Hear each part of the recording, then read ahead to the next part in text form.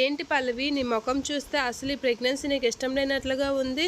నువ్వు గట్ట ఎవరికి తెలియకుండా మీ నాన్న నువ్వు కలిపి గట్ట ఈ ప్రెగ్నెన్సీ తీయాలని ప్లాన్ చేస్తున్నావా ఏంటి అని చెప్పి చాలా సీరియస్గా వాళ్ళ అమ్మ గట్టిగా అడుగుతూ ఉంటుంది. అయినా పల్లవి ఏం పట్టినట్లుగా అలా వాళ్ళ అమ్మ కాసి చూస్తూ ఉంటుంది. నువ్వు కానీ ఏదైనా పొరపాటు చేసి ప్రెగ్నెన్సీ కానీ తీపించుకున్నావా పల్లవి, నీ రహస్యాలన్నీ నేను బయట పెట్టేస్తాను. నువ్వు చేసినవన్నీ బయటపెట్టి అందరి ముందు నేను నేరస్తురాలా నిరూపిస్తాను అని చెప్పి వాళ్ళ అమ్మ అయితే గట్టిగా మాట్లాడుతూ ఉంటుంది. చక్కగా పాప బాబునో కలిసి ఇంటికి ఒక వారసునిస్తే నీకు ఒక గౌరవం ఉంటుంది అని చెప్పి వాళ్ళ అమ్మ అయితే అంటూ ఉంటుంది. అయినా పల్లవి ఏం పట్టినట్లుగా చూస్తూ ఉంటుంది.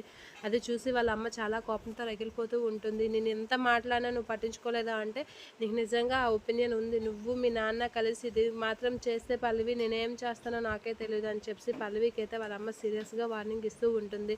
పల్లవి అయితే అలా చూస్తూ ఉంటుంది. నేను ఎంత చెప్పినా సరే నువ్వు అలానే చూస్తున్నావంటే నాకు ఎందుకో నీ మీద చాలా డౌట్గానే ఉంది.